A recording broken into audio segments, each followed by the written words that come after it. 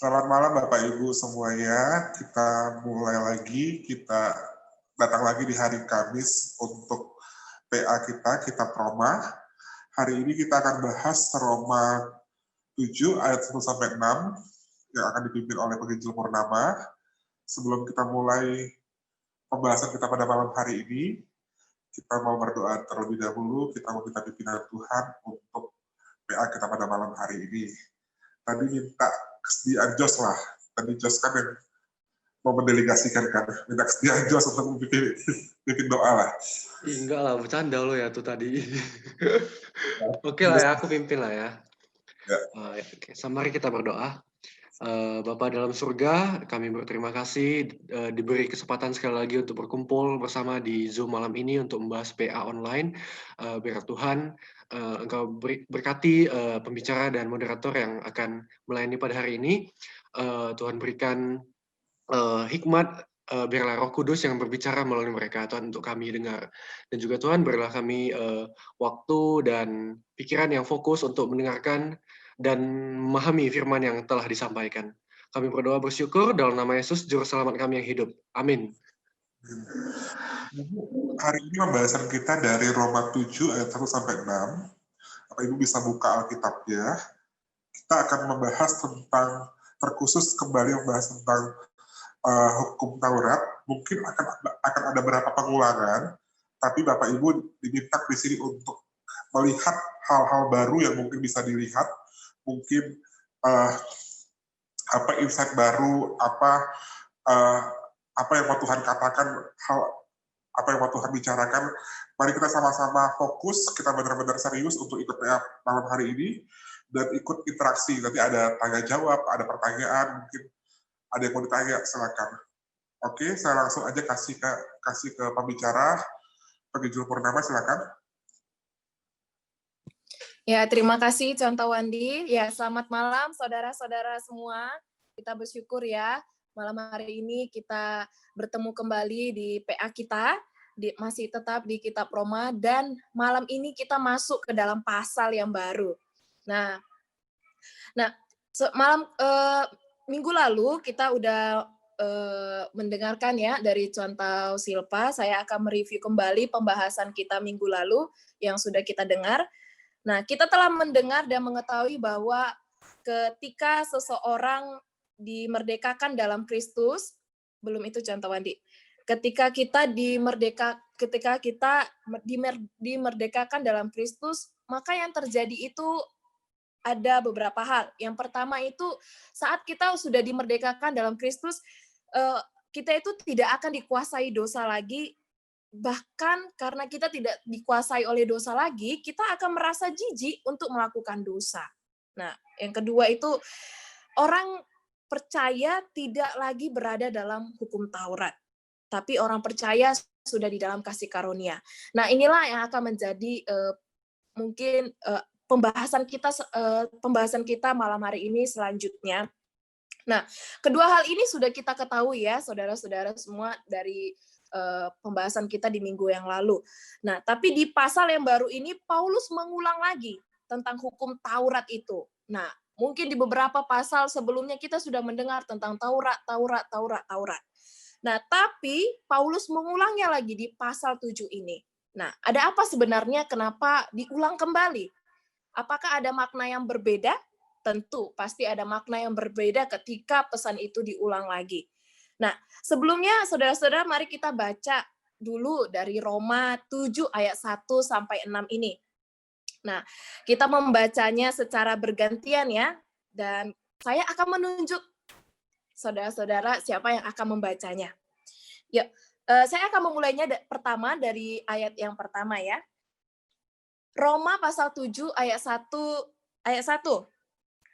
Apakah kamu tidak tahu, saudara-saudara, sebab aku berbicara kepada mereka yang mengetahui hukum, bahwa hukum berkuasa atas seseorang selama orang itu hidup. Ayat 2, Contoh Edwin. Sebab seorang istri terikat oleh hukum kepada suaminya selama suaminya itu hidup. Akan tetapi apabila suaminya itu mati, bebaslah ia dari hukum yang mengikatnya kepada suaminya itu. Ayat 3, contoh Yohana, ada? Ya. Jadi selama suaminya hidup, ia dianggap berzina kalau ia menjadi istri laki-laki lain, tetapi jika suaminya telah mati, ia bebas dari hukum, sehingga ia bukanlah berzina kalau ia menjadi istri laki-laki lain. Ayat 4, Pak Ahui ada? Ada. Ya, silakan Sebab Pak. itu, saudara-saudaraku, kamu juga telah mati bagi hukum Taurat oleh tubuh Kristus, supaya kamu menjadi milik orang lain, yaitu milik Dia, yang telah dibangkitkan dari antara orang mati, agar kita berbuah bagi Allah. Ayat kelima, Bu Su Parlin.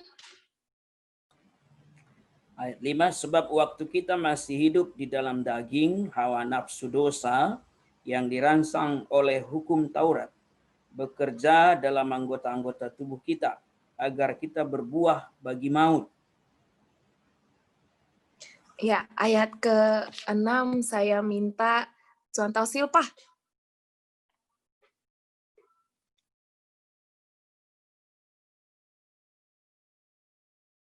Contoh Silpah.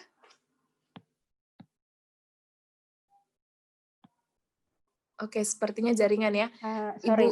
Oke, Ya. sudah bisa. Oke. Oke, ya silakan. Tetapi sekarang kita telah dibebaskan dari hukum Taurat, sebab kita telah mati bagi Dia yang mengurung kita, sehingga kita sekarang melayani dalam keadaan baru menurut roh, dan bukan dalam keadaan lama menurut huruf hukum Taurat.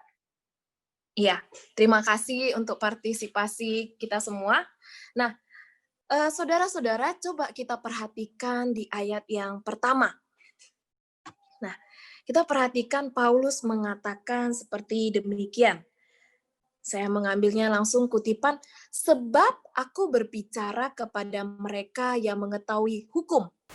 Nah, kalau kita melihat perkataan ini, sebab aku berbicara kepada mereka yang mengetahui hukum, kita langsung bisa memahami bahwa di sini Paulus sedang berbicara kepada orang Kristen di Roma yang tentunya mereka mengetahui hukum Taurat itu dengan baik.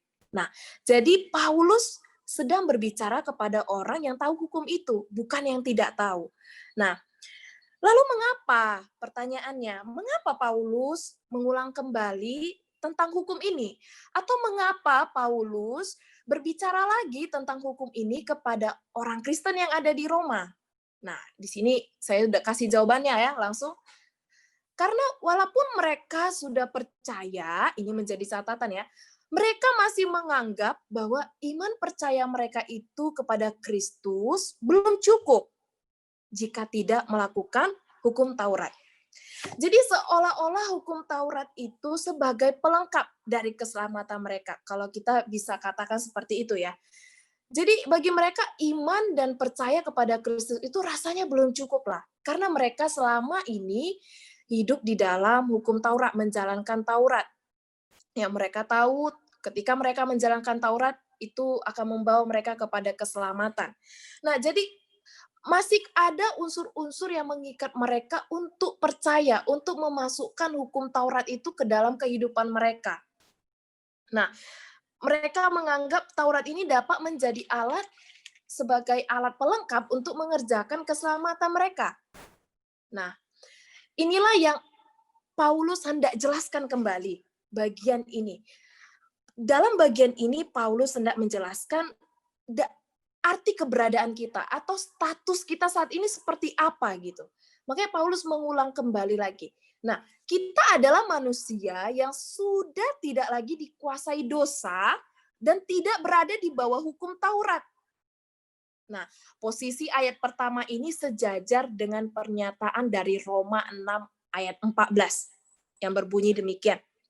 Sebab kamu tidak akan dikuasai lagi oleh dosa, karena kamu tidak lagi berada di bawah hukum Taurat, tetapi di bawah kasih karunia. Nah, makanya Paulus mengatakan, apakah kamu tidak tahu, saudara-saudara?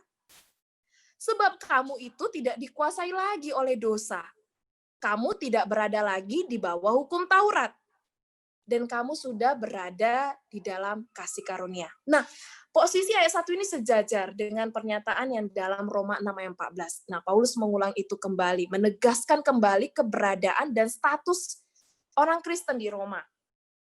Nah, oleh sebab itu, dalam menjelaskannya ini, Paulus mengambil satu perumpamaan tentang hukum perkawinan dalam suami istri ya. Kita bisa baca di ayat kedua ini sampai ayat ketiga ini ya. Kita lihat, sebab seorang istri terikat oleh hukum kepada suaminya selama suaminya itu hidup. Akan tetapi, apabila suaminya itu mati, bebaslah ia dari hukum yang mengikatnya kepada suaminya itu. Jadi, selama suaminya hidup, ia dianggap berzina kalau ia menjadi istri laki-laki lain. Tetapi jika suaminya telah mati, ia bebas dari hukum, sehingga ia bukanlah berzina kalau ia menjadi istri laki-laki lain. Nah, di sini kita bisa melihat penggambaran itu. Paulus ingin menjelaskan bahwa kita ini udah bebas. Dia menjelaskan dalam perumpamaan hukum perkawinan suami istri. Nah, dalam ayat 2 dan 3, Paulus memakai gambaran suami dan istri. Peraturan yang berlaku bagi seorang istri dalam hubungan dengan suaminya hanya berlaku selama suami itu hidup. Ya, bisa kita ini ya logikanya, jika suami istri itu akan tunduk kepada peraturan-peraturan suaminya. Nah, di sinilah Paulus menggambarkan. Nah, peraturan itu berlaku selama suami itu hidup. Sepeninggal suami, maka peraturan itu tidak berlaku lagi. Nah, ayat 2 dan 3 sebagai contoh aturan untuk menjelaskan ayat 1, di mana artinya adalah bahwa kematian membawa perubahan status. Nah, tadi kan sudah dibilang, kita ini sudah bebas, jadi status kita ini sudah berubah. Nah, kematian itu membawa perubahan status yang menentukan hubungan manusia dengan hukum Taurat. Dan kita tahu perubahan status kita itu berubah sejak kematian dan kebangkitan Kristus yang kita percayai. Dan begitu juga hubungan kita dengan Taurat juga berubah. Nah, inilah gambarannya. Nah, lalu saudara-saudara ada pertanyaan nih.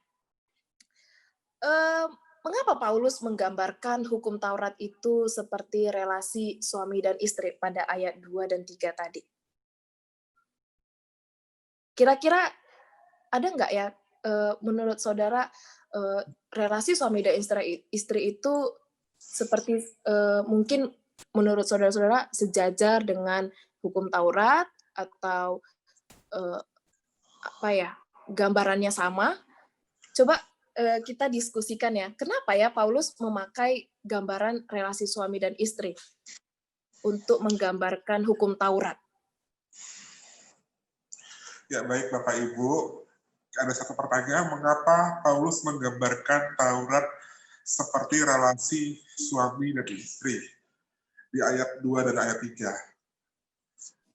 Mungkin kita bisa lihat ada gambaran antara manusia dan hukum Taurat digambarkan seperti relasi antara suami dan istri di ayat ketiga, ayat 2 dan 3. Di mana ada sang suami, ada sang istri. Menurut Bapak Ibu, kira-kira kenapa sih digambarkan Paulus menggunakan penggambaran sebagai hubungan sebagai suami dan istri?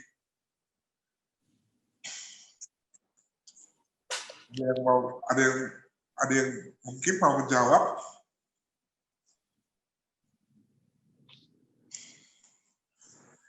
Silakan Bapak Ibu yang mau menjawab. Kita bisa baca di ayat kedua, ayat ketiga, dikatakan bahwa sebab seorang istri terkait oleh hukum kepada suaminya selama suaminya hidup.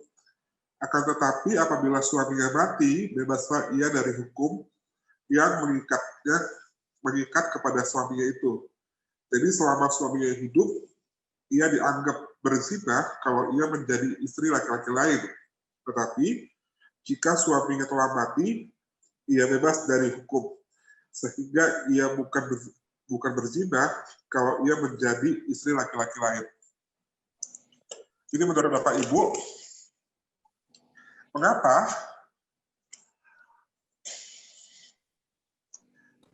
Ada yang bisa ngasih respon mungkin?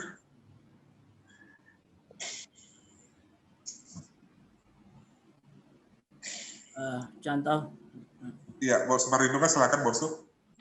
ya ilustrasi pernikahan, kalau kita memahami substansinya kan sebetulnya penyatuan dua pribadi, pria wanita menjadi satu tubuh. Jadi selama ikatan pernikahan itu dinyatakan melalui masih hidupnya satu dengan yang lain, maka mereka terikat dalam arti sampai mati, ya. Maut memisahkan kita, kira janji seperti itu kan.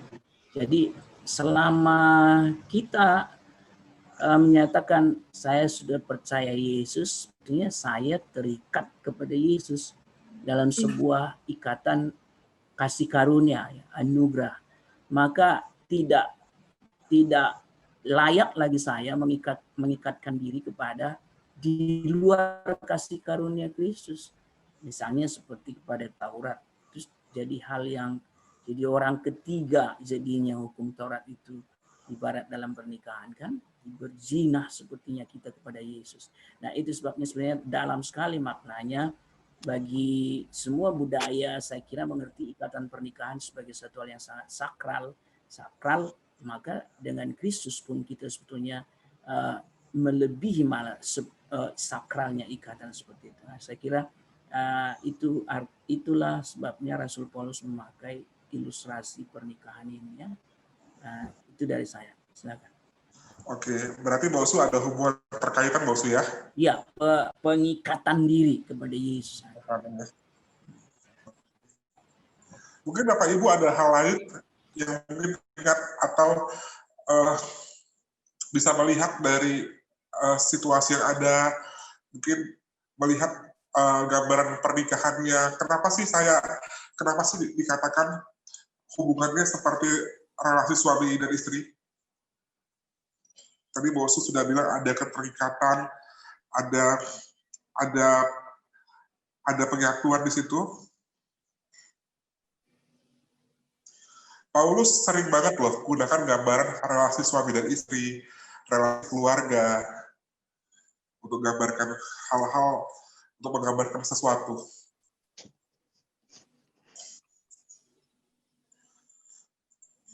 Oke. Kalau nggak ada, mungkin bisa dilanjut contoh. Iya, terima kasih ya Bu Suparlin ya. Ini sangat Bu Suparlin ini sangat melengkapi pernyataan kita yang selanjutnya ya. Nah, jadi kalau pada dasarnya relasi suami dan istri itu kan menggambarkan sebuah hubungan ya. Ada status nih, ada status suami dan ada status istri. Nah, hukum Taurat juga dulu kalau kita melihat perjalanan kronologi hukum Taurat diberikan kepada bangsa Israel, itu juga merupakan status. Nah, dulu umat-umat pilihan Tuhan itu diberikan aturan. Nah, itu hanya umat-umat pilihan loh yang diberikan aturan-aturan itu. Nah, Tuhan memberikannya melalui Musa. Nah, jadi ada status umat pilihan. Nah, jadi ada keterkaitan yang khusus gitu ya, karena mereka ini statusnya khusus gitu. Nah, lalu kenapa digambarkan hukum Taurat ini seperti suami dan istri itu? Relasi suami dan istri itu berkaitan dengan adanya kewajiban. Nah, coba ya, nih Bu Suparlin yang udah berumah tangga dan yang lain-lain, pasti kan ada nih kewajiban istri apa, kewajiban suami apa gitu ya. Tapi khususnya kewajiban istri itu apa? Nah, seorang istri punya kewajiban untuk patuh kepada suaminya. Nah, ini sama halnya bila dikaitkan dengan hukum Taurat. Dahulu umat Allah wajib patuh terhadap hukum Taurat. Gitu ya. Nah, jadi keterkaitan kewajiban ini itu yang dipandang ini seperti memiliki ikatan relasi seperti suami dan istri. Tapi kita melihat lagi bahwa walaupun dulu diwajibkan mengikuti hukum Taurat, kita melihat kejatuhan bangsa Israel yang berulang-ulang kali tidak patuh, tidak menjalankan kewajibannya. Nah, kalau saya membaca ya, ada referensi buku, ada 613 Taurat, aturan yang diberikan Tuhan ternyata kepada bangsa Israel. Dan kenyataannya 613 itu semuanya dilanggar. Nah, jadi Dalam hal ini Paulus menekankan bahwa kewajiban untuk menaati hukum itu tidak berlaku lagi. Bayangkan 613 aja sudah tidak dilakukan gitu oleh bangsa Israel. Nah, tidak berlaku lagi setelah meninggal, nih bahasanya ya, setelah meninggal seorang hamba yang selama dia hidup ada di bawah kuk tuannya, bebas dari tuannya. Nah, dulu kita di bawah kuk hukum Taurat itu. Nah, hukuman menurut hukum itu tidak berlaku lagi. Apa sih hukuman yang menurut hukum itu? Kematian. Jika kita tidak melakukan hukum itu, upahnya apa? Hukumannya apa? Kematian. Itu tidak berlaku lagi. Saat kita berada dalam hukum Taurat, kematian merupakan hukuman bagi kita. Tapi Paulus menekankan kita telah bebas dari hukuman ini. Dari ikatan ini. Nah, inilah yang ditekankan Paulus di ayat 2 dan 3 ini. Nah, maka dari itu di ayat keempat dijelaskan Paulus, sebab itu saudara-saudaraku, kamu juga telah mati bagi hukum Taurat oleh tubuh Kristus, supaya kamu menjadi milik orang lain. Nah, tadi dibilang kan, jika suaminya mati, maka ketika istrinya bersama menjadi istri laki-laki lain, dia tidak akan berzina karena hukumnya itu sudah mati, peraturannya itu sudah mati. Nah, supaya kamu menjadi milik orang lain, yaitu milik Dia yang telah dibangkitkan dari antara orang mati, agar kita berbuah bagi Allah. Nah, inilah yang dijelaskan. Sebab itu, kamu juga telah bebas dari hukum Taurat itu. Nah, saudara-saudara coba perhatikan. Dalam ayat 4 dikatakan, mati bagi hukum Taurat. Nah, kamu juga telah mati bagi hukum Taurat. Apa arti dari perkataan ini? Contoh Wandi mungkin bisa ya. Menarik. Ada jawabannya. Tadi contoh kalau saya mungkin ada satu hal yang mungkin diperjelas contoh. Tadi kan dibilang bahwa ada kalau relasi suami istri kan ada keterkaitan. Terus ada status sebagai umat Allah. Terus di situ ngomongnya soal kewajiban juga kan, sebagai seorang istri, sebagai seorang suami. Benar. Kalau kan analoginya di sini suaminya kan sudah mati contoh. Apakah sebagai umat Allah juga hilang di situ? Kalau tidak. Mungkin bisa dijelaskan contoh. Ya. Jadi rekan-rekan ketika kita hukum Taurat ini mati, status kita sebagai umat Allah itu tidak mati ya, tidak hilang. Justru kalau kita baca ya, Yesus datang ke dunia ini itu untuk menggenapi, bahkan dia tidak menghilangkan hukum itu. Nah, jadi penggenapan itu ketika hukum Taurat ditiadakan bukan berarti status kita sebagai anak Tuhan itu ditiadakan juga, tapi digenapi. Gitu ya. Mungkin saya rasa gitu, contoh Wandi. Oke, kita masuk ya. Kenapa di ayat 4 pakai kata mati bagi hukum Taurat? Menurut Bapak Ibu, apa sih artinya mati bagi hukum Taurat? Kita udah masuk pelajaran Taurat sudah sekian banyak ya di kitab Roma. Sekarang ini bagian apa ya? Sedikit tes lah, kuis lah ya. Apa maksudnya mati bagi hukum? Ya? Ayo, yang mau jawab duluan silakan. Mungkin tidak ada hadiah di sini. Nanti hadiahnya dapat pasir dari Senggarang mungkin. Aduh.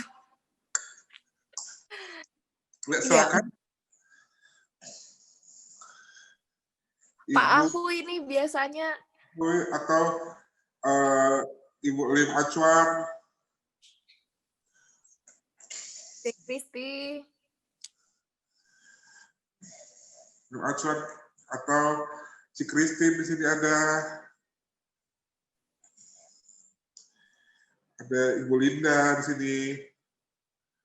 Ya, apa maksudnya mati bagi hukum Taurat?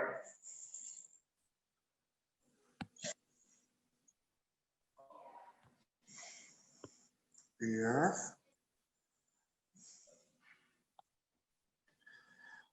Oke, kalau tidak ada, saya tunjuk ya. Saya tunjuk. Mulai penunjuknya ya. Bosu Perlindungan, bisa kasih tahu saya nggak Bosu, siapa yang paling senior di sini Bosu? Yang paling senior. Ya. Senior. Bosu jangan-jangan. Lim Acuan, Lim Acuan. Oke, AI Lim Acuan, bisa bantu jawab AI? Batang Kuis ya. Ini paling senior nih. Mewakili Batang Kuis ini, Bu Lim Acuan. Nggak ada Santau. Mati bagi Mungkin bisa dibantu sama Ibu Gembalanya, contoh Silpa. Saya di rumah Santau. Oh, kirain di gereja. Sorry. Ya, oke. Tante tadi saya ke Medan mau pulang nih. Saya terlambat dengarkan ikut firman Tuhan. Oke, nggak apa-apa Bu Lim ya. Iya, makasih Santau. Kalau paling junior itu siapa ya paling junior ya? Ada Jos ya di sini ya paling junior ya. Oh ya, Jos boleh nih kita dengar suaranya nih. Aduh, aku nggak tahu, Santau. Kayaknya kan karena kan Tuhan kan membebaskan kita dari hukum Taurat. Jadi ya sekarang ya kita melayani ya nggak pakai hukum Taurat lagi, nggak sesuai sama hukum Taurat lagi, karena kita telah dibebaskan sama Tuhan. Habis itu berarti ada keterbebasan ya? Diri kita ada keterbebasan ya. Oke. Coba kita mau dengar perkataan ungkapan-ungkapan yang lebih teologis dari saudara kita yang masih studi mungkin. Kira-kira siapa ini? Udah senyum-senyum. Apa maksudnya mati bagi hukum Taurat? Dipersilahkan kepada penginjil admin. Ini ditunjuk paksa ini. Aku ngelanjutin apa yang dibilang Santo Ray tadi ya, Santo Purnama tadi ya. Jadi ketika Yesus mengatakan di Matius 5 ayat 17 itu, kalau Yesus datang untuk menggenapkan apa yang dituliskan di kitab Taurat dan di kitab para nabi. Jadi ketika Yesus mati di atas kayu salib itu, itulah penggenapan daripada yang dimaksud dengan penggenapan daripada hukum Taurat dan kitab para nabi. Jadi ketika Yesus mati, apa yang sudah dituliskan di Taurat itu semua sudah digenapi. Jadi bagi kita yang ikut menjadi orang-orang yang percaya kepada Yesus ataupun kita sebut sebagai umat perjanjian baru, kita tidak perlu lagi melakukan Taurat untuk memperoleh keselamatan, karena keselamatan kita sudah sudah didapatkan di dalam Kristus. Nah, jadi ketika Yesus mati itu, ya itu seperti yang dimaksudkan Paulus di sini, mati bagi hukum Taurat. Nah, jadi ketika Kristus bangkit, kita dimenangkan daripada kematian itu, ya kita mendapat bagian di dalam umat Tuhan ya. Jadi bukan lagi dengan cara melakukan Taurat, tapi dengan iman kepada Kristus. Itu ya, sih kalau dari aku. Ya, luar biasa sekali jawabannya kan? Kalau benar, tidak salah pilih saya. Semoga gak menyesatkan ya. Berarti PA kita udah siap. Contoh pertama silakan melanjutkan contoh. Iya, thank you untuk contoh Edwin ya. Sudah sangat menambahkan ya, jadi mati bagi hukum Taurat itu, hukum Taurat tidak berkuasa lagi atas manusia ya, ditekankan kembali, ini perlu kita ingat gitu. Nah, Taurat tidak memiliki hubungan lagi dengan manusia, tidak berkuasa, tidak punya hubungan lagi.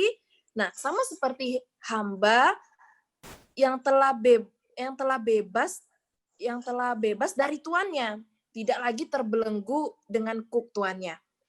Nah, teman-teman, mati bagi hukum Taurat ini seperti yang dibilang contoh Edwin tadi ya, dibilang contoh Edwin, ini penggenapan bahwa ketika Kristus mati, disitulah hukum Taurat juga dimatikan, hukuman itu dimatikan gitu. Nah, dan ketika Kristus bangkit, kita juga bangkit bersama Dia. Kemenangan itu juga bersama kita gitu. Nah, jadi di sini Allah memilih Yesus untuk menjadi jalan pendamaian itu. Nah, makanya dikatakan kamu juga telah mati bagi hukum Taurat oleh tubuh Kristus. Nah, supaya kamu menjadi milik orang lain. Nah, jadi di sini Kristus menjadi jalan pendamaian bagi kita atas hukum Taurat itu. Nah, jadi kematian Kristus adalah kematian kita dan kebangkitan Kristus adalah kebangkitan kita juga. Nah, jadi di sini yang perlu kita pahami bahwa kita ini sudah mati bagi hukum Taurat, tapi kita menang. Kita menang dan kita bangkit bersama Kristus itu sendiri. Jadi hukum itu tidak ada lagi, tidak terikat lagi, tidak punya hubungan lagi nih sama kita hukum itu. Nah, jadi ada status yang baru, ada hubungan yang baru, ada kebangkitan yang baru gitu. Nah, ada relasi yang baru. Nah, kamu yang telah mati bagi hukum Taurat menjelaskan bahwa ada status hubungan yang baru. Nah, apa status baru kita saat ini? Coba mungkin ada jawabannya di ayat ke-4 juga itu. Bisa Ya. kita perhatikan. Ya, contoh Wandi. Sekali, apa status hubungan yang baru? Ayo, Bukan pacar baru ya. akan dapat giveaway. Emoticon dari saya, emoticon senyum. Iya. Ya, apa Menjadi status milik ya, menjadi milik. Nah, menjadi milik milik Yesus ya. dia, milik Yesus. Menjadi milik dia. Status barunya adalah menjadi milik Yesus. Ya, contoh. Iya, benar. Kita ini jadi ada satu peralihan kepemilikan gitu ya, kepemilikan. Jadi kita ini sekarang udah kepemilikannya Kristus. Kita ini udah satu tubuh dengan Kristus. Kita bukan dimiliki hukum itu lagi, tapi kita udah berganti nih. Ketika Kristus mati dan bangkit, kita ganti kepemilikan, kita ganti status, kita ganti hubungan, kita memiliki relasi yang baru lagi, kita punya status yang baru lagi. Nah, makanya dibilang, sebab itu, saudara-saudaraku, kamu juga telah mati bagi hukum Taurat oleh tubuh Kristus, supaya kamu menjadi milik orang lain. Siapa dia? Yaitu milik Dia yang telah dibangkitkan dari antara orang mati agar kita berbuah bagi Allah. Nah, maka kita menjadi milik orang lain beralih kepada lingkungan kuasa orang lain. Nah, kuasa ya, berbicara tentang kuasa. Nah, kita di bawah kuasa orang lain. Nah, kuasa siapa? Kuasa Kristus tentunya ya. Begitu pula kamu telah beralih dari hukum yang mengikatmu pada dosa dan maut, kembali kepada Kristus. Nah, awalnya kita diikat oleh dosa, kuasa maut, kita beralih kepada Kristus. Kita diganti kepemilikannya. Nah, dengan demikian, menurut aturan pada ayat 1 tadi, nah, hukum dikatakan bahwa hukum berkuasa atas seseorang selama orang itu hidup. Nah, kita tidak berada lagi nih dalam kuasa hukum itu. Dalam kuasa hukum Taurat yang mengikat kita pada dosa dan maut itu. Nah, disinilah. Nah, maka setiap orang yang menjadi miliknya pasti berbuah bagi Allah. Nah, tadi kan bilang, agar kita berbuah bagi Allah. Nah, jadi ketika kita ganti kepemilikan itu, setiap orang yang menjadi miliknya pasti berbuah bagi Allah. Nah, yaitu kita menjadi kudus dan ada kewajiban. Nah, kembali lagi ya, ada kewajiban kita melakukan perbuatan kebenaran. Nah, status kita berubah, kewajiban kita juga berubah. Nah, melakukan perbuatan kebenaran. Nah, oleh sebab itu, seperti juga dikatakan dalam Galatia 2 ayat 19 sampai 20. Ini saya mau minta tolong nih contoh Wandi, tolong pilihin dong Galatia 2 ayat 19 sampai 20, tolong ada jemaat kita yang mungkin yang bisa membaca ini tidak jawab pertanyaan kok. Jadi pasti bisa lah ya. Galatia 2 ayat 19 sampai 20. Ini berkaitan dengan setiap orang itu sudah menjadi milik Allah, sudah mati bagi hukum Taurat. Oke, Kira-kira silakan. siapa ya contoh Wandi? Butuh kita main senior junior lagi? Masa tidak? Oke, minta kesediaannya penginjil Silvan.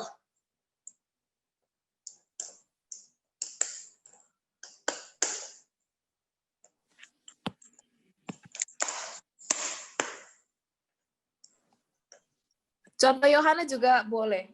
Ya, Yohana juga boleh kalau Iya. sudah. Galatia 2 ayat 19 dan 20. Iya. Sebab aku telah mati oleh hukum Taurat untuk hukum Taurat, supaya aku hidup untuk Allah. Aku telah disalibkan dengan Kristus. Namun aku hidup tetapi bukan lagi aku sendiri yang hidup, melainkan Kristus yang hidup di dalam aku. Dan hidupku yang kuhidupi sekarang di dalam daging adalah hidup oleh iman dalam Anak Allah yang telah mengasihi aku dan menyerahkan dirinya untuk aku.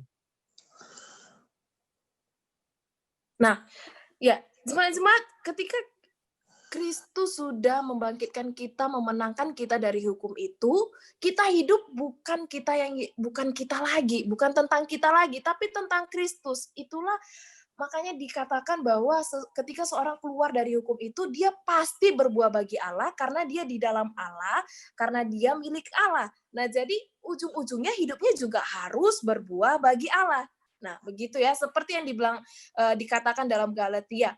Melainkan Kristus yang hidup dalam aku, dan hidupku yang kuhidupi sekarang yang di dalam daging ini adalah hidup oleh iman dalam Anak Allah yang telah mengasihi aku dan menyerahkan dirinya untuk aku.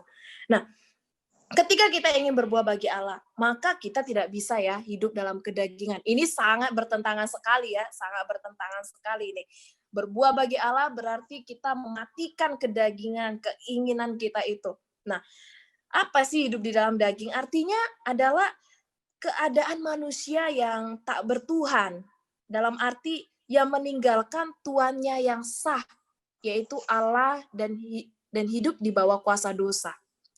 Hidup berada dalam daging sesungguhnya tidak hanya berarti kita menuruti nafsu seksual atau nafsu memiliki barang-barang mewah. Hidup dalam daging menandakan keadaan pola hidup manusia yang jauh dari Allah.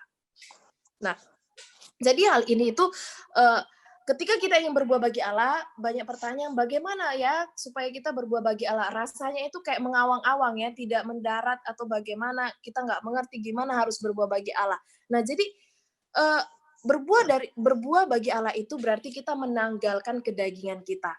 Nah, bukan hanya soal nafsu, bukan hanya soal keinginan yang duniawi gitu, tapi pola hidup. Nah, misalnya nih, pola hidup. Bagaimana pola hidup kita saat ini? Masihkah kita sering saat teduh? Masihkah kita sering berdoa? Atau kita hanya masih berdoa 3 kali sehari, sarapan pagi, makan siang, dan makan malam? Nah, jadi ini menandakan keadaan pola hidup yang jauh dari Allah. Itulah kedagingan. Jadi kita boleh cross-check nih ya. Dari hal ini kita boleh cross-check nih. Dari pagi sampai malam, pola hidup ini jauh nggak dari Allah ya? Nah, begitu ya. Jauh nggak dari Allah. Nah, ini berkaitan juga nih dengan tema kita yang berlipat ganda di tahun ini ya. Nah, tema gereja kita tahun ini berlipat ganda. Menjadi murid Kristus yang berlipat ganda. Nah, dalam kehidupan sehari-hari kita juga harus berlipat ganda dong ya. Bukan hanya dalam pelayanan aja. Nah, jadi di sini kita boleh cross-check lagi gini. Sebelum memasuki bulan Februari ya, masih di awal-awal tahun nih, boleh nih cross-check lagi, diingatkan kembali nih. Apakah hidup kita itu, pola hidup kita itu jauh dari Allah nggak sih? Nah, itu bisa kita lihat, oh ternyata aku ini masih hidup dalam daging atau tidak. Nah, dahulu kita yang di bawah hukum Taurat, kedagingan, hawa nafsu, dan dosa itu selalu memang mencari kita. Nah, di sini Paulus memperlihatkan dengan jelas. Waktu manusia masih hidup dalam hukum Taurat, memang kedagingan, hawa nafsu, dan dosa itu selalu mencari celah. Dosa itu seperti mengintip kita. Nah, untuk membuat kita apa? Jatuh di dalamnya dan pada akhirnya berbuah bagi maut. Nah, inilah Paulus ingin memperbandingkan. Jika kamu masih hidup dalam hukum itu, kamu hanya fokus kepada hukum itu, kedagingan, hawa nafsu, dan dosa itu akan selalu mencari celah untuk membuatmu jatuh. Nah, coba jemaat-jemaat perhatikan kembali ya. Taurat kita itu berisi tentang peraturan-peraturan moral ya. Peraturan-peraturan moral, dan di situ banyak orang yang jatuh juga. Nah, kita melihat bahwa dalam hal ini kita melihat secara jelas bahwa setiap manusia yang hidup di bawah hukum Taurat tidak akan dapat memenuhi segala tuntutan hukum Taurat.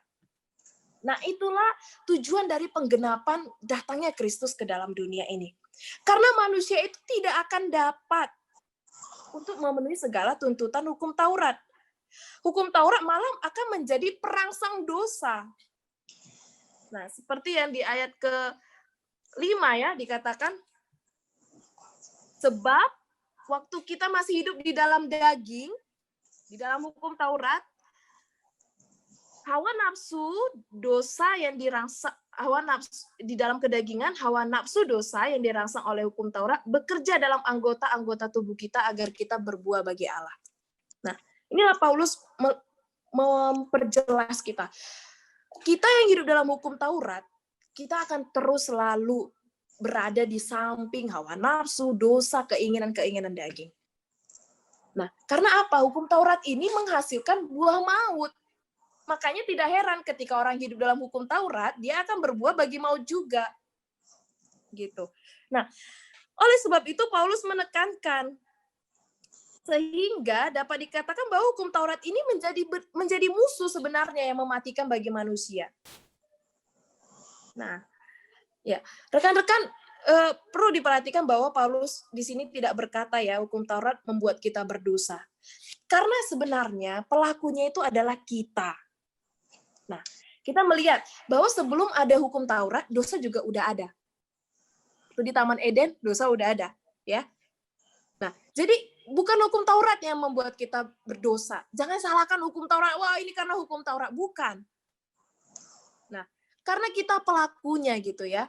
Nah, hukum Taurat itu menghasilkan buah bagi maut, sebaliknya kita juga berbuah bagi maut. Nah, ketika kita hidup dalam Dia, ketika kita miliknya hukum Taurat, ya kita akan berbuah bagi maut. Nah, kita tetap bertanggung jawab atas perbuatan kita sendiri ya, dan kita tidak boleh memindahkan tanggung jawab itu ke hukum Taurat, menyalahkan hukum Taurat karena hukum Taurat bukan.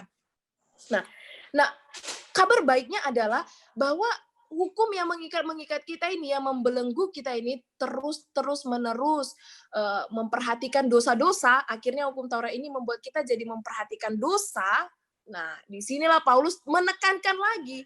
Tetapi sekarang kita telah dibebaskan dari hukum Taurat. Sebab kita telah mati bagi Dia yang mengurung kita. Nah, di garis bawah ya, rekan-rekan, mengurung kita, hukum Taurat yang mengurung kita. Nah, kita telah mati bagi Dia yang mengurung kita, sehingga kita sekarang melayani dalam keadaan baru. Nah, status yang baru menurut Roh, dan bukan dalam keadaan lama menurut huruf hukum Taurat. Nah, sebagaimana kita kembali lagi, seorang istri dibebaskan oleh kematian suaminya dari ketentuan hukum yang mengikatnya. Nah, kepada suami itu begitu pula manusia oleh kematian dan kebangkitan Kristus dibebaskan dari hukum Taurat. Nah, jadi terakhir, jadi sampai di sini kita sadar ya, posisi kita terhadap dosa. Kita sebenarnya sudah di luar dari dosa itu sebenarnya. Kita sudah di dalam kasih karunia itu. Nah, problemanya itu kita kadang masih dibilang dosa lama bersemi kembali. Bukan cinta lama aja yang bersemi kembali. Dosa lama juga bisa bersemi kembali. Nah, Tuhan tahu kita itu pasti susah untuk berbuah bagi Dia di dunia yang berdosa ini. Tapi Yesus di ayat yang ke-6 mengatakan Dia menyebut ada roh. Nah, ada roh yang akan memberi kita pertumbuhan. Ada roh yang akan membantu kita untuk berbuah bagi Dia. Inilah kondisi keberadaan kita. Nah, kita sekarang melayani dalam keadaan baru menurut roh. Ada Roh Kudus yang akan menolong kita. Jadi, ini satu konsep yang harus ada di dalam diri kita. Kita sudah di luar dosa dan Tuhan mau menolong kita untuk berbuah dengan tinggal di dalam Yesus dan mengandalkan Roh Kudus. Ya, Santa Wandi, mungkin sampai di sini penjelasan saya. Saya minta Santa Wandi jika ada rekan-rekan yang ingin bertanya kembali tentang ayat mana yang kurang mungkin mau dijelaskan kembali, saya akan menjelaskannya lagi. Ya Bapak Ibu, hari ini satu pembahasan yang begitu menarik. Bagaimana kita belajar bersama bahwa status kita yang diperbarui. Bagaimana status kita yang diberikan status sebagai umat Allah yang begitu dikasih dia, bahkan dia rela mati bagi kita. Dia juga melihat kita bukan dari apa yang harus kita buat, apa yang harus kita kerjakan menuntut, tapi ada relasi yang begitu intim yang mau dilakukannya bagi setiap kita. Bapak Ibu, mungkin ada hal yang mau ditambahkan atau ditanya, silakan.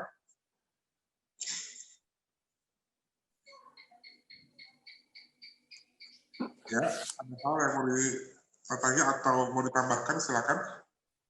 Atau mungkin Santo Wandi boleh kasih gambaran tentang malam hari ini. Oke. Bagaimana? Kalau contoh, kalau kita lihat di sini ya, contoh ada model, ada gambaran suami dan istri. Di sini ada gambaran misalnya gini, kalau hukum Taurat sebagai suami yang mati, contoh. Ya. Kalau saya nggak suka, saya matikan aja, bisa nggak contoh di sini contoh? Jangan dong. Kalau dalam kalau suami jadi hukum Taurat dalam dunia nyata itu, kalau berarti istrinya menginginkan suaminya mati gitu ya? Dia mikir, suamiku ini banyak kali peraturannya gitu ya. Gimana itu Bos Suparlin? Bos Suparlin sebagai suami ini, gimana kalau semua ngomong gitu? Ya, sebetulnya menarik itu pernyataan contoh Wandi itu. Ya, maksudnya gini, inti dari PA kita malam ini sebetulnya adalah kita harus waspada dengan hidup yang legalis, ya, legalisme. Legalis itu maksudnya gini, setiap orang memandang hanya dari sudut peraturan. Kalau orang legalis memandang orang lain itu penuh dengan banyak dosa. Jadi daftar dosa akan cepat itu muncul di hard disk otaknya, ya. Oh, sini ini. Kalau disuruh sebutkan 10 dosa suamimu atau kesalahan suamimu, cepat tuh, ya.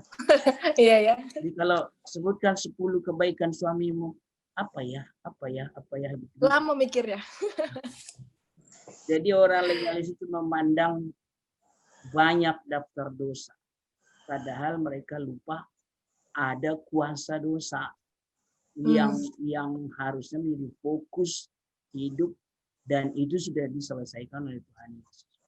Jadi orang yang legalis itu susah mengampuni, ya kadang cepat dia mencela orang, cepat juga melihat kekurangan orang dan seterusnya. Itu contoh di Alkitab itu ketika di Bait Allah berdoa seorang Farisi dengan seorang pemungut cukai itu kan.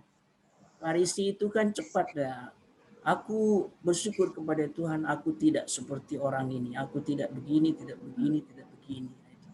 Sementara pemungut cukai itu memandang ke atas pun enggak berani, ya kan?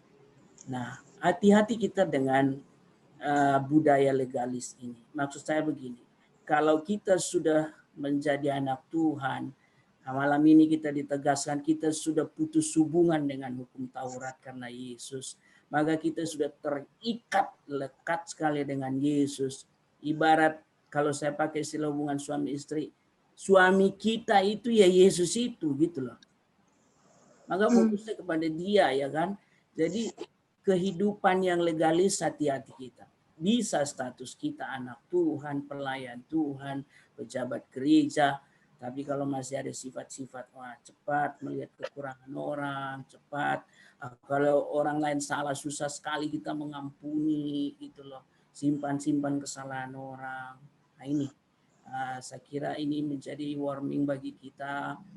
Kalau contoh Purnama, salah satu sifat dari kita hidup di dalam Kristus kan kudus, hal-hal yang kudus, hal-hal yang suci itu yang sudah kita pikirkan.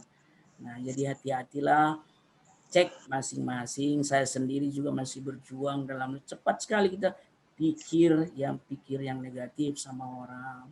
Kadang 5 tahun yang lalunya orang itu salah dan dia sudah bertobat, Tapi masih kita ingat-ingat tuh kesalahannya itu yang terus menonjol, padahal banyak hal yang sudah diperbuatnya bagus sekarang kita abaikan kadang itu, ya.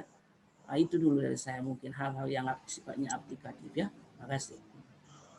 Oke, Bapak Ibu kalau lihat bagaimana orang legalis hidup ya, orang legalis hidup itu maunya kelihatan sebagai orang yang benar, orang yang kelihatannya baik. Kan? Tapi kalau kita lihat di sini model relasi adalah relasi suami istri, relasi yang benar-benar dekat. Apakah kita bisa kelihatan baik di depan istri kita? Apakah kita bisa kelihatan baik di depan suami kita? Nggak bisa. Hal itu tidak bisa ditutup-tutupin. Kita nggak bisa cuma kelihatan baik, kita nggak bisa cuma kelihatan oke, tapi nggak bisa ditutup-tutupin.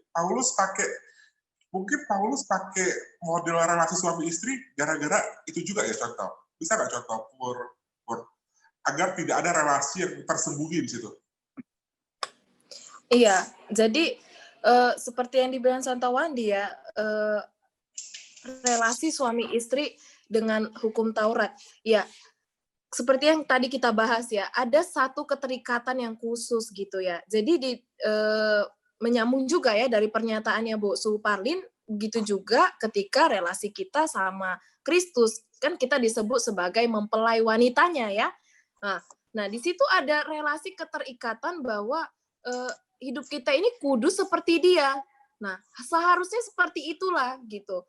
Nah jadi ketika relasi kita ini di dalam hukum Taurat ada keterikatan, berarti kita hampir sama seperti hukum itu yang melihat kesalahan-kesalahan orang gitu ya, menyambungkannya.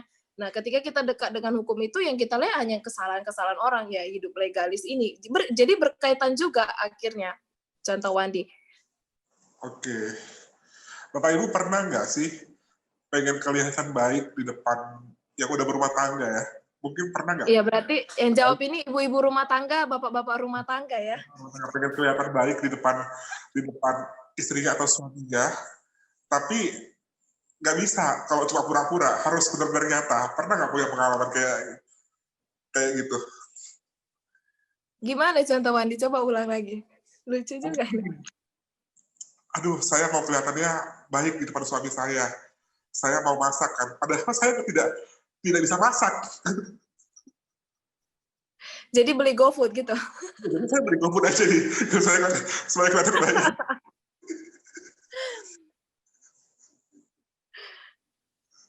Iya, mungkin bisa dijawab. Di sini ada yang sharing lainnya, sharing ya. Mungkin bisa sharing ya tentang hubungan suami istri. Bisa mengkaitkan dengan relasi dengan Allah, dengan Yesus. Kita nggak bisa pura-pura juga. Benar. Selama pandemi, contohnya gini, selama pandemi kita bilang bahwa kita ibadah online sama orang lain. Oh, saya bilang sama pendeta saya, bilang sama penginjil saya. Oh, saya ada ikut ibadah online. Karena pengen terlihat baik. Di sini ada keterbukaan. Mungkin Bapak Ibu, ketika lihat teks kita pada hari ini, pembahasan kita pada hari ini, ada nggak merenungkan sesuatu misalnya? Ada nggak hal-hal yang selama ini mungkin saya rasanya legalis, saya memandang itu sebagai aturan dan saya harus patuh sampai saya itu menghalalkan segala cara.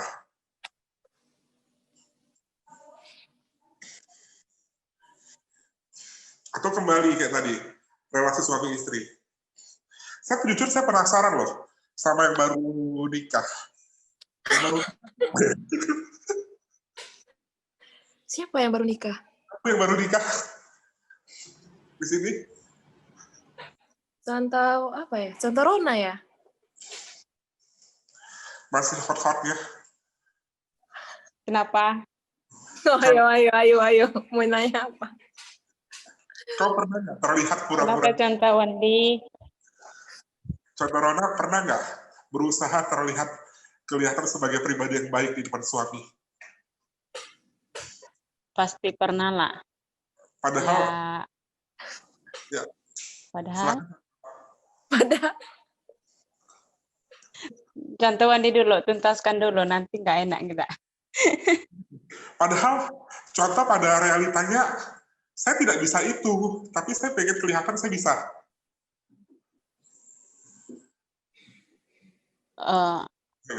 Nggak sih sebenarnya ya, kalau nggak bisa ya nggak bisa, tapi kita berusaha belajar ya, dan kita ungkapkan dengan jujur, saya nggak bisa ini, tapi masih dalam proses belajar untuk melakukan.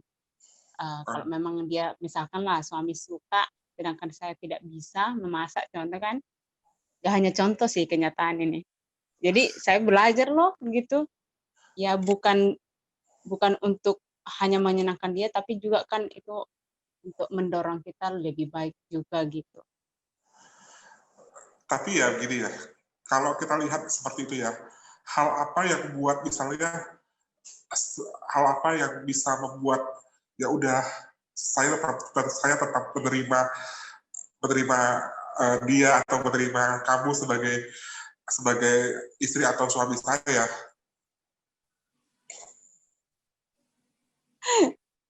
Kayaknya contoh Wandi lebih berpengalaman nih dari aku. Wandi belum nikah dalam kali. Karena pasti ada kaitannya dengan metafora Paulus, ada kaitannya dengan gambaran Paulus melambangkan Kristus. Kenapa Paulus pakai gambar suami dan istri berumah tangga? Pasti ada kaitannya. Itu waktu nembak dulu itu.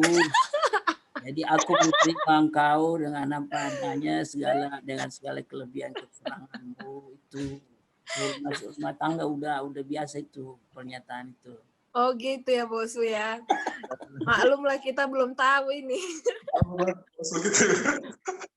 Kayaknya cepat-cepat yang belum.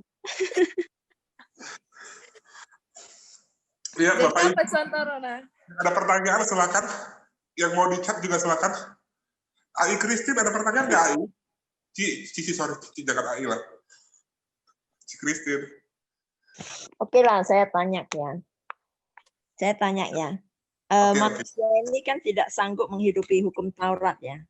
Ya kan? Ya. Makanya disebutkan di ayat 5 itu, katanya hukum Taurat ujung-ujungnya maut ya. Jadi saya mau tanya, mengapa Tuhan memberi hukum Taurat kepada bangsa Israel kalau ujung-ujungnya maut begitu? Tolong ya, saya juga nggak ngerti ya. Makasih. Mengapa Tuhan memberikan? Ya, jadi saya jawab ya, contoh Wandi. Ya. Nah, jadi waktu dulu itu kita melihat ya perjalanan kenapa Tuhan memberikan hukum Taurat. Nah, pada waktu itu sebelum manusia jatuh ke dalam dosa, manusia itu hidup berelasi baik dengan Allah. Bahkan mereka itu punya hubungan yang dekat. Kita melihat Adam dan Hawa. Mereka sebelum jatuh ke dalam dosa mempunyai hubungan relasi yang dekat kepada Allah. Nah, jadi tidak perlu adanya peraturan-peraturan karena mereka nggak jatuh dalam dosa gitu. Nah, karena mereka punya kehidupan yang kudus di hadapan Allah. Nah, tapi ketika manusia jatuh ke dalam dosa, disitulah manusia membutuhkan aturan-aturan. Kita bayangkan aja ya, kalau misalnya manusia tidak punya aturan gitu. Nah, sama halnya seperti kita di lampu merah. Kalau aturan itu nggak ada, lampu hijau, lampu merah, lampu kuning, kayak semua pada nabrak gitu. Nah, kita lihat aja, sudah ada lampu merah aja kadang nerobos gitu ya kalau sepi. Nah, jadi apalagi kalau tidak ada aturan. Nah, tapi kenapa dibilang itulah dasarnya, sehingga ketika manusia jatuh dalam dosa, manusia membutuhkan yang namanya aturan-aturan. Nah, tapi karena dosa itu sudah hidup di dalam hati manusia, karena dosa itu terus mencari celah, terus membelenggu manusia, akhirnya Tuhan memberikan aturan-aturan ini. Nah, agar apa? Berharap manusia ini bisa hidup sesuai dengan kehendak Tuhan. Nah, ketika Tuhan memberikan Taurat-Tauratnya itu, tujuan Tuhan itu bukan menjatuhkan manusia sebenarnya ke dalam dosa. Nah, tapi tujuan Tuhan supaya manusia melakukan kehendak Tuhan. Makanya kita melihat dalam hukum ke-10 hukum Taurat itu jangan berzina, jangan membunuh, jangan mencuri gitu ya. Nah, itu sebenarnya kalau dijalankan dengan sebaik mungkin, kita itu hidup berkenan di hadapan Tuhan, tidak akan menghasilkan dosa, tidak akan menghasilkan maut. Nah, tapi karena manusia memang sudah jatuh ke dalam dosa, dia memiliki kebebasan untuk melakukan itu, menentukan mana yang baik dan benar, tapi dia mengambil jalan yang tidak benar. Oleh karena itu, setiap perlakuan dia akhirnya mendatangkan maut. Akhirnya hukum itu mendatangkan maut. Nah, jadi begini, Cek Kristi, Taurat itu bukan membuat kita berdosa sebenarnya. Kita yang membuat diri kita ini berdosa. Taurat itu aturan-aturan. Nah, jadi kalau dibilang kenapa kalau misalnya Taurat itu menghasilkan maut, kenapa Allah memberikan? Nah, jadi kayak ada indikasi berarti Taurat ini menghasilkan dosa nih, menghasilkan maut. Tidak ya, Paulus tidak membicarakan bahwa Taurat itu menghasilkan maut atau menghasilkan dosa. Tapi kitalah pelakunya. Karena apa? Kita ini manusia yang sudah memang berdosa naturnya. Makanya dikatakan di sini dijelaskan, ditekankan bahwa inilah ketidakberdayaan manusia memenuhi segala tuntutan hukum itu. Akhirnya hukum yang diberikan Taurat yang diberikan kepada manusia itu tidak dapat dipenuhi oleh manusia. Oleh karena itu datanglah Kristus untuk menggenapinya menjadi jalan pendamaian bagi kita. Sehingga kita tidak menerima hukuman dari hukum itu. Nah, kalau kita masih terikat terus dalam hukum itu, tidak ada Kristus, hanya hukum itu yang berlaku, kita semuanya mati. Kita semuanya berujung pada maut. Iya, mungkin saya sedikit menambahkan ya. Kita bisa lihat itu dari itu kapan diberikan hukum Taurat. Hukum Taurat bukan selamanya itu tidak penting, bukan selamanya itu tidak perlu. Waktu hukum Taurat diberikan, kondisinya Israel baru keluar dari Mesir. Mereka bawa segala aturan-aturan Mesir. Mereka bawa segala hal-hal yang mereka adopsi dari Mesir. Untuk adanya aturan baru itu penting. Untuk menata kembali hidup mereka, menata kembali diri mereka itu penting pada konteks pada waktu saat itu. Dan mengokohkan mereka kembali sebagai umat Allah. Jadi kita bisa melihat bagaimana ternyata Taurat itu ternyata punya peranan penting juga. Tapi pada praktiknya nanti kita akan melihat bagaimana Taurat itu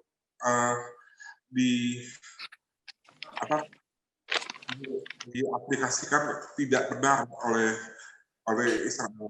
Oke? Mungkin ada yang lain yang mau menambahkan atau ada yang lain yang mau bertanya?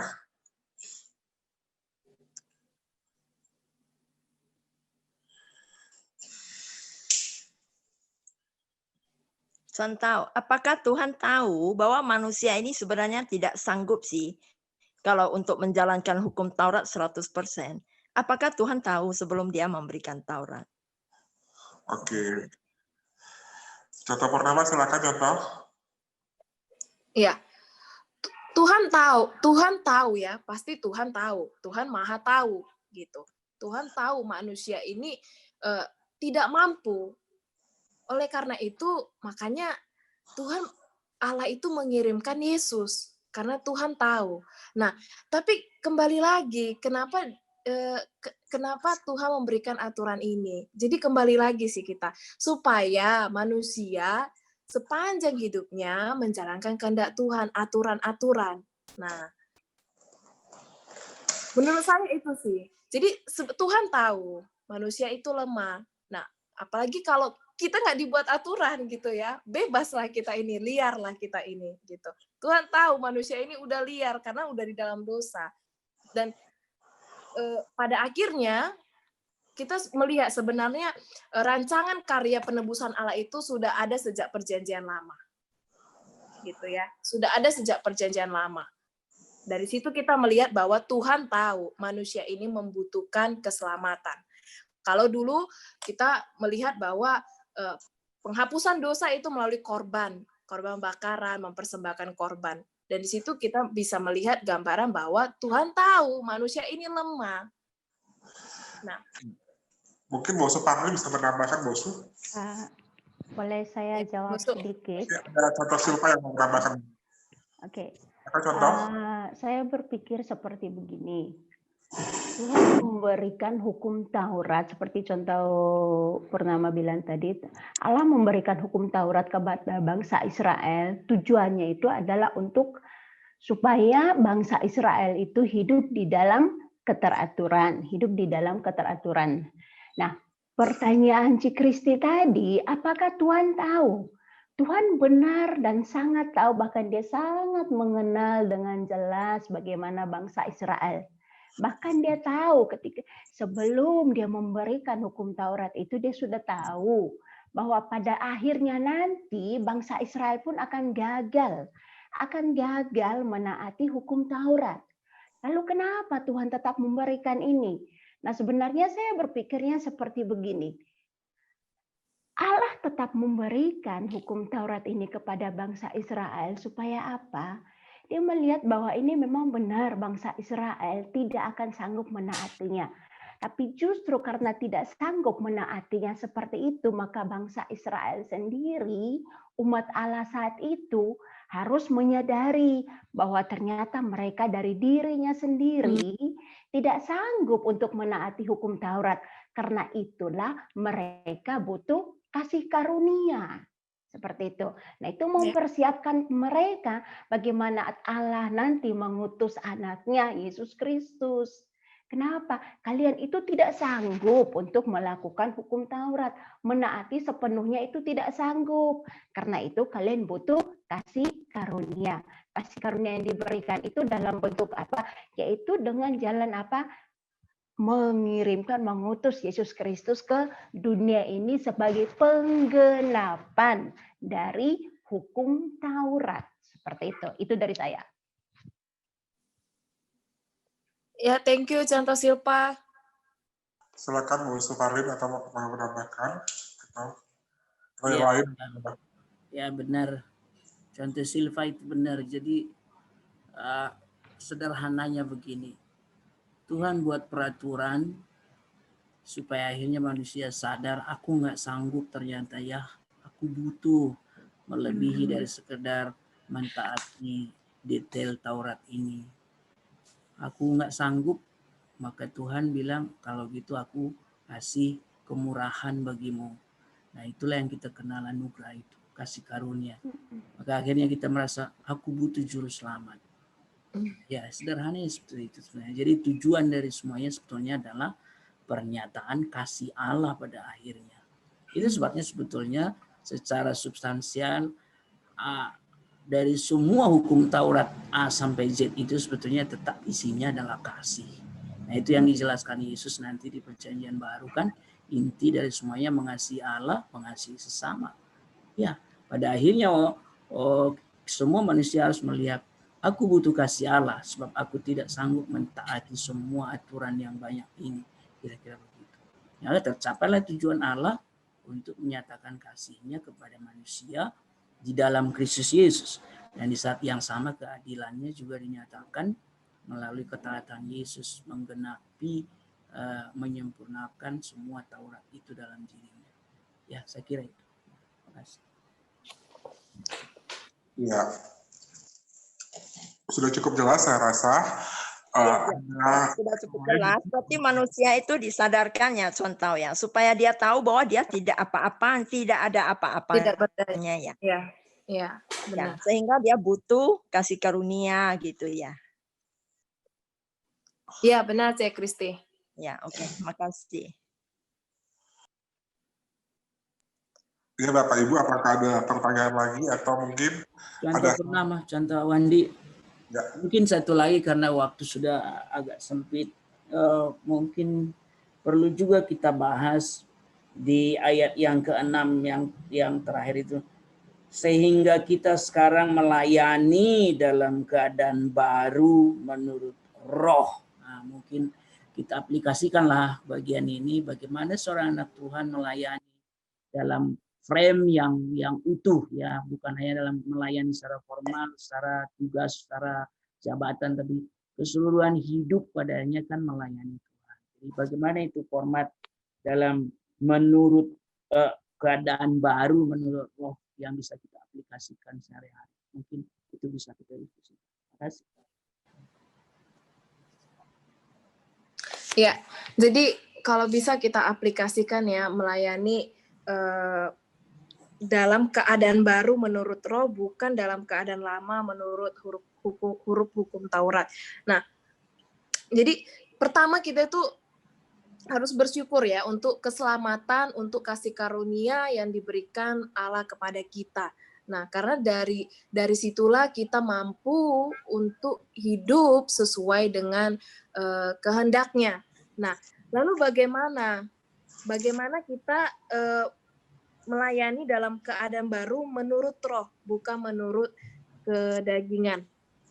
Nah, seperti yang saya katakan tadi, jadi ketika kita bebas dari kutuk dosa itu, kita sekarang bersama Yesus dan kita menjadi milik Yesus.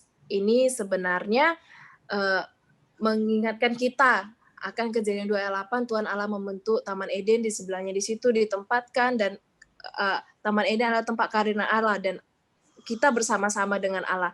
Nah, betapa Allah ingin bersama dengan manusia. Kini dalam Yesus, relasi itu sudah kembali.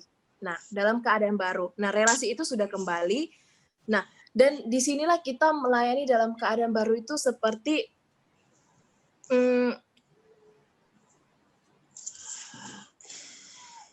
jadi kita sudah mampu gimana ya? Sudah mampu untuk berlipat ganda dan berbuah gitu ya. Nah, jadi dalam keadaan baru ini Roh Kudus membantu kita untuk melihat bahwa aturan-aturan itu tidak lagi dipandang sebagai aturan yang mengikat kita. Jadi aturan itu tidak dipandang lagi untuk mengerjakan keselamatan karena sudah Kristus. Nah, jadi melayani dalam keadaan baru itu kita berbuah bagi Kristus. Nah, berlipat ganda, kita bertumbuh secara spiritual, makin dekat dengan Tuhan. Nah, kita menang atas kecenderungan dosa tertentu gitu. Nah, kita tidak terikat lagi dengan hal-hal itu. Nah, jadi caranya kita hanya perlu datang kepada Dia, bekerja sama dengan Roh Kudus. Nah, jadi saya rasa mungkin seperti itu ya, kita bertumbuh secara spiritual dengan baik, makin dekat dengan Tuhan. Nah, inilah tanda kita sudah hidup dalam kehidupan yang keadaan baru menurut roh. Oke. Mungkin apakah artinya seperti ini ya, contoh mungkin ketika kita melayani seperti itu, kemampuan apapun yang kita bisa lakukan di dalam pelayanan, yaitu bukan karena kemampuan atau pengalaman kita secara pribadi, tapi semata-mata Roh Tuhan sendiri yang memampukan kita, seperti itu. Atau bagaimana?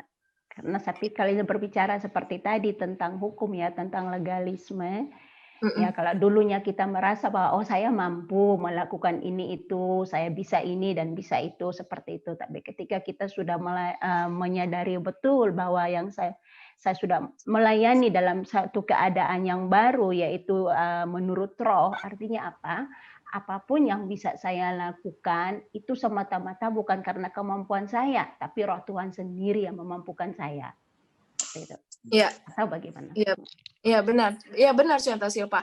Jadi ada perubahan pola pandang ya. Jadi pola pikir. Kalau dulu kita memandang kita bisa melakukan itu karena kekuatan kita sendiri, ini kita semata-mata kita melakukan itu ya saya yang terbatas ini saya ditolong oleh Tuhan gitu.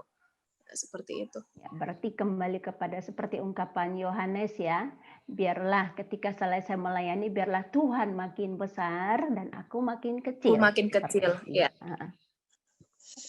Oke, menarik ya pembahasan kita malam hari ini. Kita hari ini belajar banyak tentang status baru, bagaimana status baru kita sebagai pemelayani dari Kristus. Kita juga belajar di sini adalah hidup yang baru, hidup dalam keadaan baru, yaitu bagaimana hidup kita di dalam Kristus, hidup kita yang dianugerahkan Kristus dalam hidup kita, dan kita dimampukan dia untuk hidup bersama dengan dia. Kalau kita berbicara soal legalis, mungkin setiap kita memiliki dosa legalis ini. Bagaimana setiap kita mungkin terjerumus dengan hal-hal yang legalis.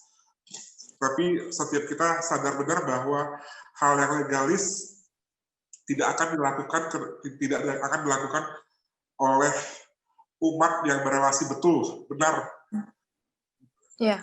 dengan Tuhannya, umat yang berelasi dekat dengan Allahnya. Karena setiap hal akan jadi transparan, setiap hal akan sangat terbuka. Ketika engkau berpura-pura, ketika engkau terlihat baik, engkau tidak bisa terlihat baik, engkau tidak bisa berpura-pura, karena sesungguhnya Tuhan Maha Tahu, Tuhan ada di situ dan Tuhan hadir di situ. Nah, Tuhan yang sudah memberikan status baru, Tuhan yang sudah menganugerahkan hidup dalam keadaan baru, selainnya kita hidup buat Dia, hidup bersama dengan Dia, sehingga kita dapat berbuah buat Dia, berbuah untuk kemuliaan Dia. Ada hal yang mungkin bisa ditambahkan, Contoh Purnama, untuk penutup kita malam hari ini? Sudah jelas sekali, Contoh Wandi. Oke, kita akan menutup hari ini. Bapak Ibu, ketika saya pembahasan ini kan, saya ingat satu lagu ya. Lagunya ini, hidupku bukannya aku lagi, tapi Yesus dalamku. Mereka bilang gini, Yesus hidup dalamku. Lagu ini terbiang-biang terus dalam pikiran saya ketika saya membahas pembahasan lagu ini. Iya, dari Galatia tadi ya, Galatia 2 tadi ya. Bagaimana mengaplikasikan Yesus yang hidup bersama dengan kita itu penting. Bayangkan Yesus itu hidup bersama dengan kita di sebelah kita. Tidak ada hal yang tersembunyi bagi dia, tidak ada hal yang cukup besar atau cukup kecil yang bisa kita hadapi bersama dengan dia. Ya. Haleluya. Selesai di sini, kita kesediaannya, tadi tidak ada yang ngomong nih, contoh R&B, YouTube. Salam pengantin. Mempelai wanita. Aduh, bisa aja nih contoh. Untuk berdoa ya. Kedengaran suara saya ya? Sangat kedengaran. Oh iya, kita berdoa.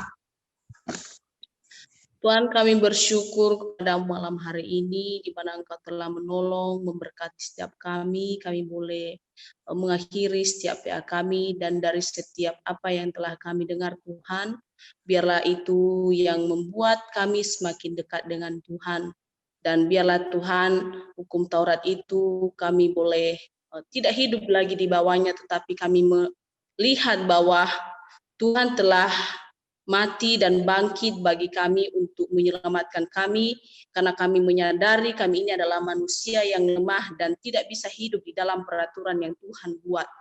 Dan kami menyadari di tengah-tengah itu juga Tuhan memperlihatkan kasih karunia yang begitu besar untuk menyelamatkan kami, menyalibkan kami dan dari hukuman dosa. Terima kasih Bapa, berkati Contoh Purnama yang telah menyajikan PA pada malam hari ini, kiranya berkat-berkat Tuhan semakin melimpah di dalam pelayanannya, bahkan juga Contoh Wan sebagai moderator, Tuhan memberkati pelayanan hamba-Mu. Bahkan kami juga yang mendengarkan Tuhan, kiranya Engkau memberikan kami hati yang sungguh-sungguh agar kami menjadi lebih baik lagi, tidak hidup di bawah hukum Taurat, tapi kami juga boleh memandang kepada Kristus sebagai Tuhan dan Juru Selamat kami yang menyalibkan kami dari hukuman dosa, sehingga kami memperoleh hidup yang baru dan tidak hidup di bawah hukum Taurat lagi. Terima kasih Bapa. Sebentar lagi kami akan beristirahat di rumah kami masing-masing. Tuhan tolong kami sepanjang malam hari ini, berikan kami beristirahat yang tenang, ada sukacita, sehingga besok pagi kami boleh bangun dengan tubuh yang sehat. Berkati setiap pelayanan kami Tuhan, pekerjaan kami, usaha kami, dan segala sesuatu Tuhan, biarlah kami boleh melakukannya di dalam nama Yesus dan untuk kemuliaan Yesus. Terima kasih Bapa, di dalam nama Yesus Kristus kami telah berdoa dan mengucap syukur. Haleluya. Amin.